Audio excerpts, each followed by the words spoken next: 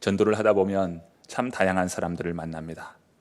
복음을 잘 받아들이는 사람이 있는가 하면 복음을 거부하는 사람들이 있어요.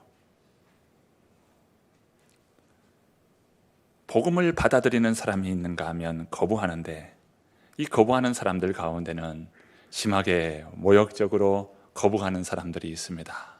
또 그 중에는 타종교를 믿는 그러한 사람들도 있죠.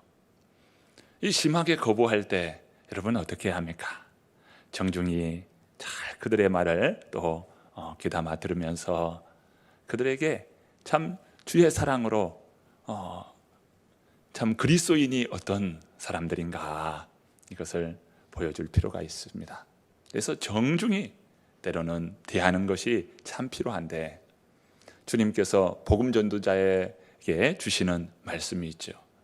마태복음 10장에 보니까 다음과 같은 말씀이 있어요. 보라, 내가 너희를 보냄이 양을 이리 가운데로 보냄과 같도다. 그러므로 너희는 뱀같이 지혜롭고 비둘기같이 순결하라. 복음을 전할 때 참 주님께서 주시는 지혜가 필요하다는 것입니다. 복음 전도자는 양과 같은 존재라고 말씀하시고, 세상은 이리가 가득한 곳이라고 말씀합니다. 그런데 이 양이 이리 가운데로 갈 때 필요한 것이 두 가지가 있는데, 하나는 지혜고 하나는 순결이라는 것이에요. 지혜로운 사람이 되어야 한다. 어떤 지혜가 필요할까요? 세상적인 지혜가 아니죠.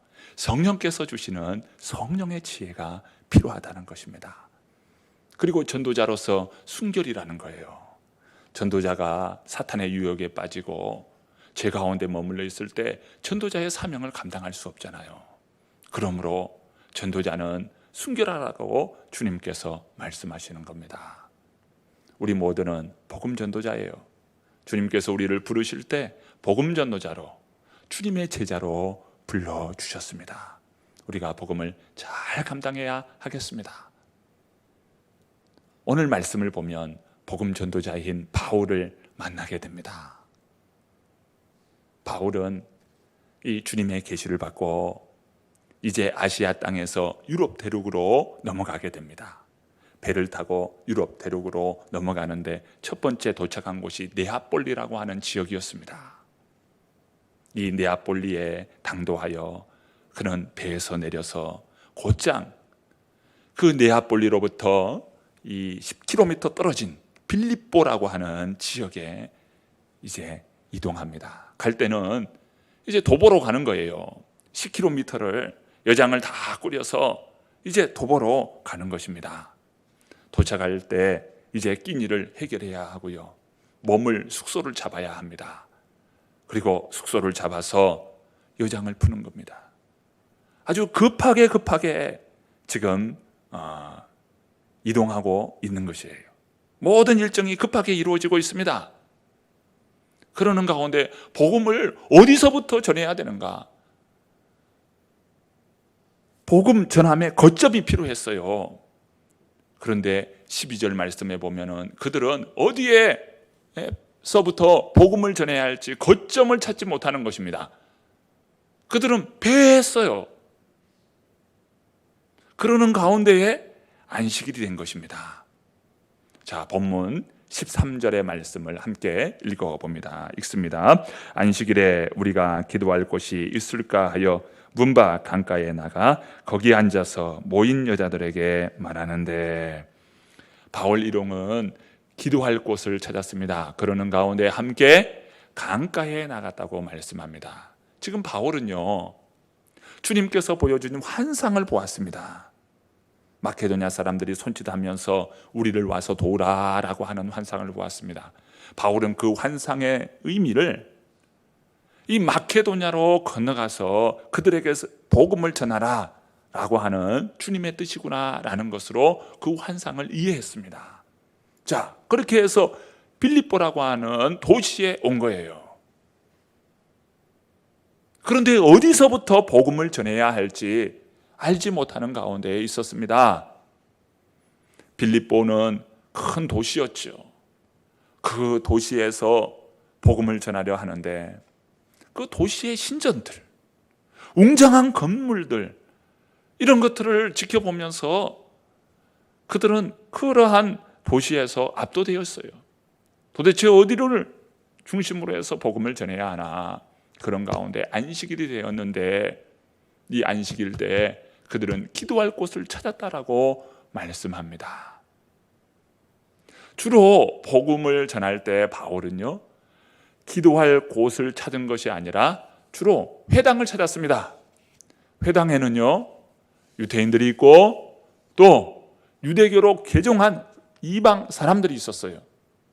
그러니까 바울은 랍비로서 구약 성경에 능통한 사람이었습니다. 그렇게 그 구약 성경을 배경으로 해서 예수 그리스도가 바로 메시아임을 그들에게 전했기 때문에 보다 더 수월하게 복음을 전할 수 있었습니다. 그래서 항상 그 지역에 회당이 있나라고 하는 것을 찾아보았습니다. 그런데 빌립보라고 하는 이 도시에는 회당이 없었어요. 즉, 이 말은 무슨 말입니까? 유대인들이 없었다는 겁니다. 순수한 이방 사람들로만 구성된 도시였다는 것입니다. 왜요? 유대인들은 10명만 모이면 회당을 짓게끔 되어 있었습니다. 그런데 회당이 없는 거예요. 즉, 유대인들이 없다는 것입니다. 순수한 이방 사람들로만 구성된 도시였다. 그도 그럴 것이 이 빌립보 도시는 황제의 직할시로서 로마 시민들만 머무는 그러한 도시로서 구성하였기 때문에 이 빌립보는 이 유대인들이 없었습니다. 자, 그런 가운데 기도처를 찾았어요. 어디서부터 복음을 전해야 하나? 기도처를 찾는 가운데 그들은 강가로 나간 것입니다. 그 강은 큰 강이 아니에요. 간지테스 강이라고 하는 그 강가의 지루 곳으로서 작은 시냇물이 흐르는 곳이었습니다. 그런데 그 강가로 나가는 가운데에 여인 몇몇들이 그 강에 있었던 것입니다. 그런데 그곳에 하나님이 예비해 놓은 소중한 만남이 기다리고 있었어요. 자, 본문 14절의 말씀입니다. 자, 14절 말씀을 한번 읽어봅니다. 두아디라시에 있는 자색옷감 장사로서 하나님을 섬기는 루디아라 하는 한 여자가 말을 듣고 있을 때 주께서 그 마음을 열어 바울의 말을 따르게 하신지라. 바울은 그곳에서 이 여인들이 모인 곳에서 말을 하였다라고 합니다. 그런데 그 말은 단순히 여러 말이 아니라 복음을 전한 것이에요. 바울이 복음을 전한 것입니다. 그런데 이때 말한다라고 하는 이 동사가 이 미완료 형태의 동사입니다. 미완료 형태의 동사는 특징이 있어요.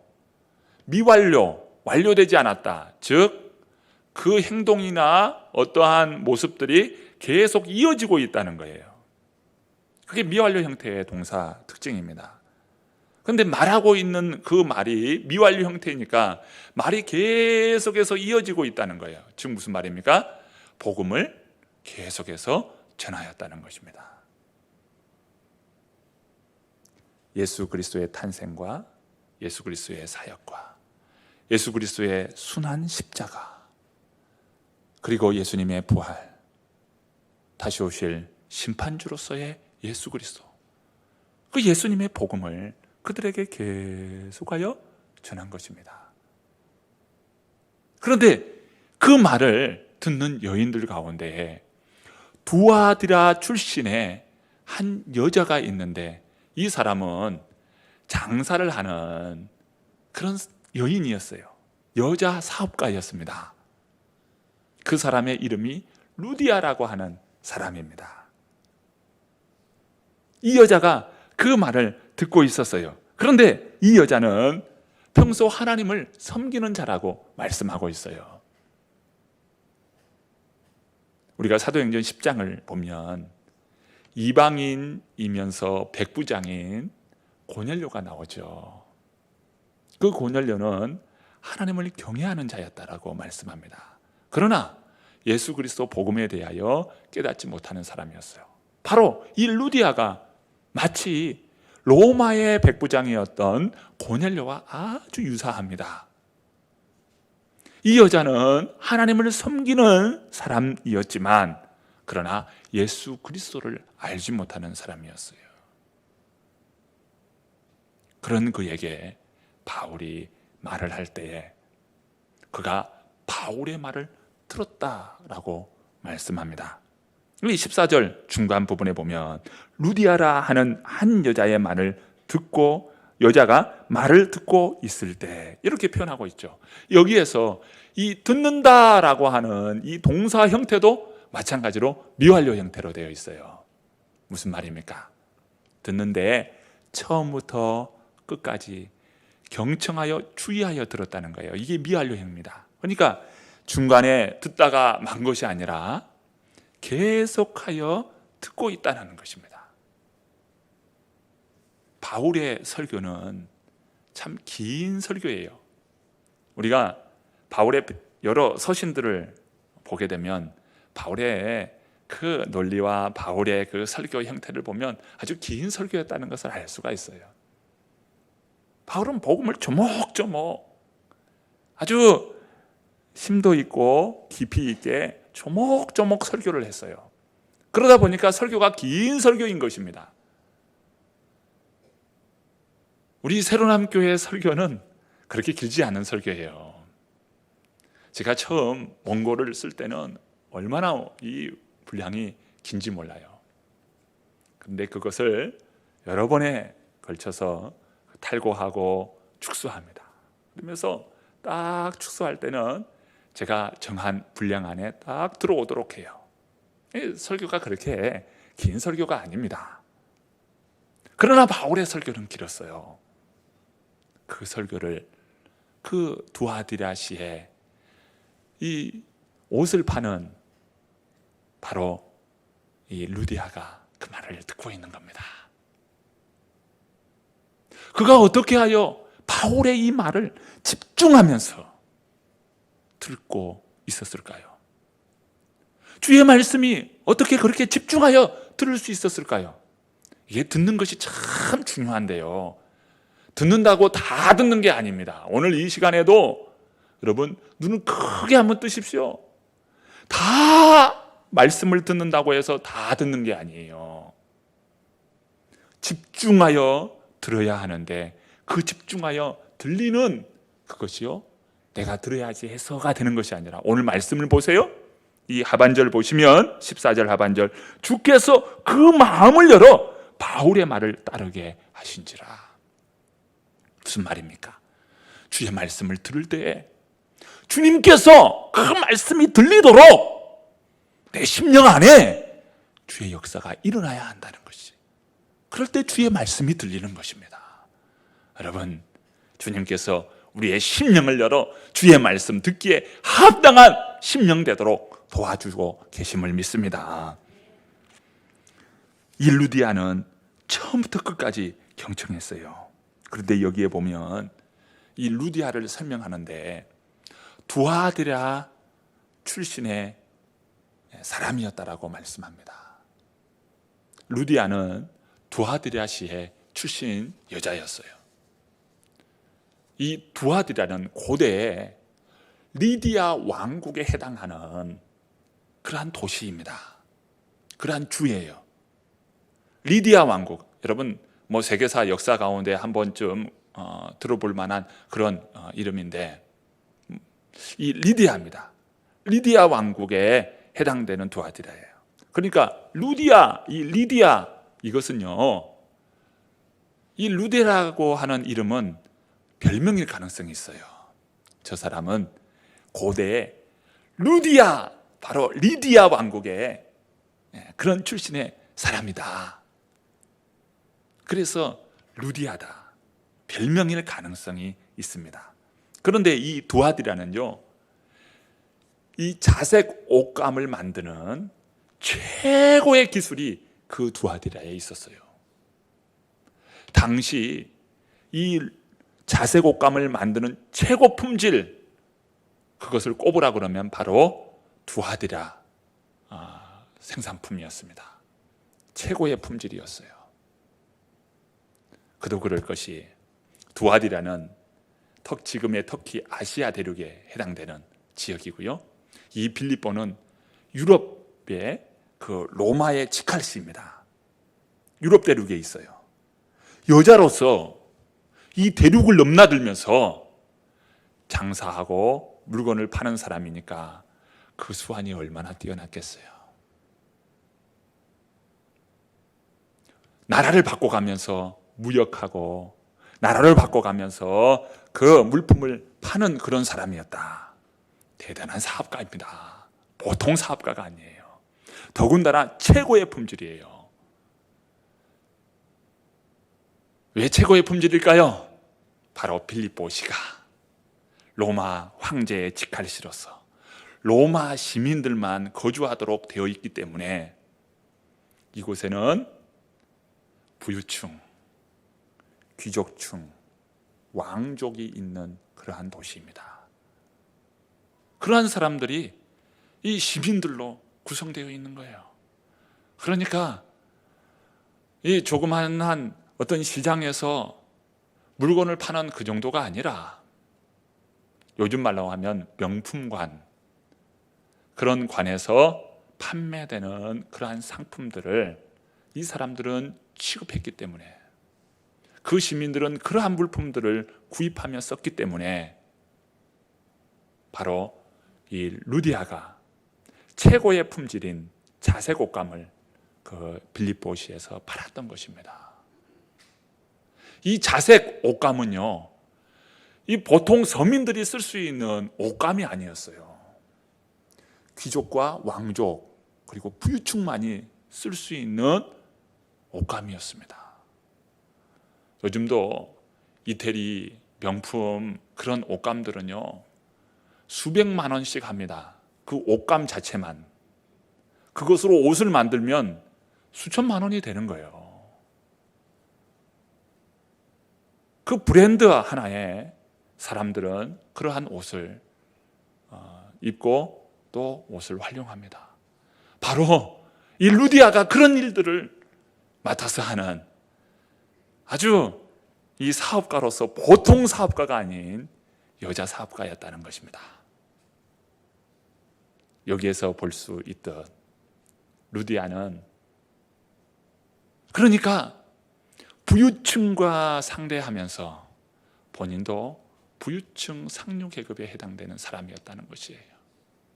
그는 세상 가치에 따라서 돈을 쫓으며 살았던 사람입니다. 마치 그는 돈이 하나의 우상이었어요. 세상 가치를 가지고 살았던 사람입니다. 그런 그가 주님의 말씀을 들은 거예요. 그리고 단순히 들을 뿐만 아니라 그 말씀에 압도되었습니다. 집중하였습니다. 우리 하나님, 우리 주님께서 그 마음을 열어놓고 계신 거예요. 자, 본문 15절 말씀이에요. 자, 15절 말씀 함께 읽어볼까요? 함께 읽습니다. 그와 그 집이 다 세례를 받고 우리에게 청하여 이르되 만일 나를 주 믿는 자로 알거든 내 집에 들어와 유하라 하고 강권하여 머물게 하니라. 황제의 야욕, 세상의 욕망, 세속의 도시, 그저 세상 가치관으로서 욕망의 논리와 성공의 논리로 살아가는 이 빌립보시에 루디아도 함께 편승하여서 그곳에서 많은 이득을 취하면서 살았던 사업가입니다. 그런데 그가 예수 그리스도를 믿게 된 것이에요. 그가 예수 그리스도를 믿을 때 그 안에 놀라운 영적인 신비가 그 안에서 이루어졌습니다. 구원의 신비가 그 안에서 이루어진 것이죠. 그로 인하여서 그는 참 이런 은혜가 있나, 나 같은 자를 하나님께서 불러주셨다, 구원의 백성 삼아주셨다, 이것이 너무도 감사한 거예요. 세상 돈으로 채울 수 없는 이 하나님의 말씀 구원의 역사가 그 안에 일어나니 그 안에 말할 수 없는 기쁨이 있는 겁니다. 하나님은 그 루디아 그 인생을 위하여 저 수리아 안디옥에서부터 바울을 불러서 바로 이 루디아를 만나게 한 것이죠. 이 하나님의 이 구원의 역사, 그 역사가 이 루디아의 심령 안에 참으로 놀랍게 이루어지는 것을 보게 되었습니다. 그가 예수 그리스도를 만났네요. 구원자 되신 예수 그리스도의 은혜를 체험했네요. 그 구원의 은혜를 체험하고 나니 사랑하는 가족들에게 예수 그리스도를 믿게 되라고, 예수 그리스도를 함께 믿자고 그가 설명하고 설득하면서 다 같이 예수 그리스도를 믿게 되는 그런 믿음의 가족이 된 것이에요. 그래 인하여서 바울로부터 다 세례를 받고 온 가족이 구원의 백성이 된 것입니다. 이 루디아의 마음에 말할 수 없는 기쁨과 감격이 있었어요. 그런데요, 이 루디아의 이 기쁨은 이미 바울이 누렸던 기쁨이었습니다. 바울이 누구입니까? 그는 예수 그리스도를 믿는 사람들을 죽이기에 앞장서면서 교회를 핍박했던 사람이에요. 그런데 다메섹 도상에서 부활하신 주님을 만나지 않습니까? 부활한 주님을 만나고 난 이후에 그는요, 죽어마땅한 죄인이라는 것을 알았어요. 이 고린도전서에 이 바울이 자신을 가리켜서 나는 죄인 중에 괴수라고 했어요. 그만큼 바울은 죽어마땅한 죄인이라는 것을 알았습니다. 그런 바울이요, 예수 그리스도를 만났는데 이 죄인 중에 괴수인 나를 하나님이 살려주실 뿐만 아니라 나에게 사명까지 주어서 이방인을 위한 택한 나의 그릇이라고 칭하여 주시니 이 바울이요, 얼마나 감사하던지요. 바울에게 있었던 기쁨입니다. 그런 주님을 만나고 나니까 바울에게 드는 마음이 있었는데 그 마음은 바로 빚진 자의 마음이었어요. 나는 예수 그리스도로부터 빚진 자다 이거예요. 로마서를 읽어보면요, 로마서 1장에, 로마서 8장에, 로마서 15장에 이 빚진 자라고 하는 바울의 마음이 그대로 드러납니다. 그래서 나는 빚진 자다, 이 표현을 하고 있어요. 그런데 이러한 빚진 자의 마음이 지금 루디아에게 있네요. 이 루디아가 예수 그리스도를 영접하고 나니까 이 빚진 자의 마음이 생겨요. 그래서 바울 일행을 붙잡습니다. 나를 예수 그리스도를 믿는 자로 알진대 그렇다면 내 집에 와서 머무십시오. 체류하십시오. 그러면서 자신의 집을 기꺼이 내어놓습니다. 루디아입니다. 그런데 놀라운 것은 이 루디아가 자신의 집을 이렇게 바울을 체류하도록 내어놓았잖아요. 바로 그곳이 빌립보 교회의 기초가 되고 시초가 됩니다. 루디아라고 하는 이 한 사람을 통해서 그 가정이 예수 그리스도를 믿고 바로 그 집에서 빌립보 교회가 시작되고 있다는 것이에요. 훗날 빌립보 교회가 서게 됩니다. 그러면서 사도 바울은요, 이 빌립보 교회를 바라볼 때 얼마나 감사하고 그 교회를 생각할 때마다 얼마나 기쁨이 넘쳤는지요. 이 빌립보서를 우리가 읽어보면 바울의 마음을, 이 빌립보를 향한 그 마음을 볼 수가 있어요. 이 짧은 대목인데 빌립보서 1장 3절부터 8절까지의 말씀을 제가 읽어보려고 합니다. 이 본문은 제가 새 번역으로 읽어보려고 해요. 새 번역은 조금 쉬운 번역으로 되어 있거든요. 제가 새 번역으로 한번 읽어보겠습니다. 나는 여러분을 생각할 때마다 나의 하나님께 감사를 드립니다. 내가 기도할 때마다 여러분 모두를 위하여 늘 기쁜 마음으로 간구합니다. 여러분이 첫날부터 지금까지 복음을 전하는 일에 동참하고 있기 때문입니다. 선한 일을 여러분 가운데서 시작하신 분께서 그리스도 예수의 날까지 그 일을 완성하시리라고 나는 확신합니다. 내가 여러분 모두를 이렇게 생각하는 것은 나로서는 당연한 일입니다. 내가 여러분을 내 마음에 간직하고 있기 때문입니다. 여러분 모두는 내가 갇혀 있을 때나 복음을 변호하고 입증할 때에 내가 받은 은혜에 동참한 사람들입니다. 내가 그리스도 예수의 심정으로 여러분 모두를 얼마나 그리워하고 있는지는 하나님께서 증언하여 주십니다. 본문을 조금 읽어보았는데요, 이 말씀을 보십시오.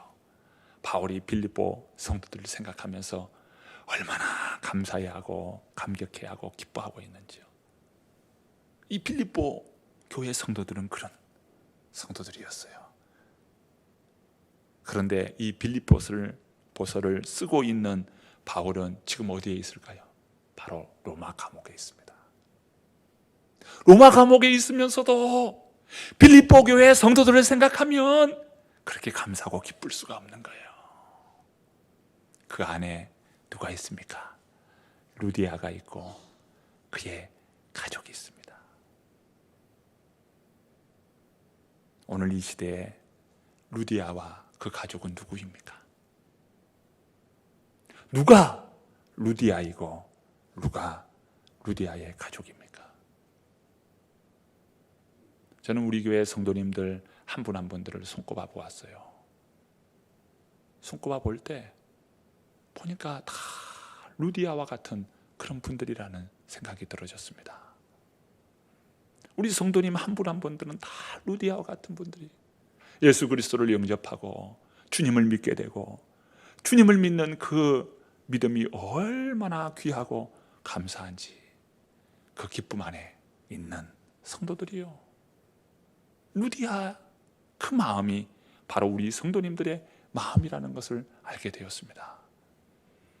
하나님이 기뻐하시는 성도, 우리 성도님들을 볼 때 바울이 그렇게 기뻐하면서 감사했던 것처럼 우리 하나님께서, 우리 주님께서 우리 성도님들을 볼 때 너는 루디아와 같은 사람들이다, 너는 루디아다, 이렇게 말하고 있는 것이죠. 그런 의미에서 제가 우리 루디아와 같은 성도님들과 함께 교회를 이루어 나가고 하나님 나라를 품게 하시는 그 은혜를 생각할 때 너무도 감사하다, 이런 마음이 들었습니다. 우리 성도님들을 축복합니다. 하나님께서 우리 성도님들을 통하여 주의 나라를 이루어 가심을 믿습니다. 그런데 또 다른 루디아가 우리를 향하여 기다리고 있습니다. 바울이 바로 루디아와 같은 그런 기쁨 가운데 있었던 사람이고요.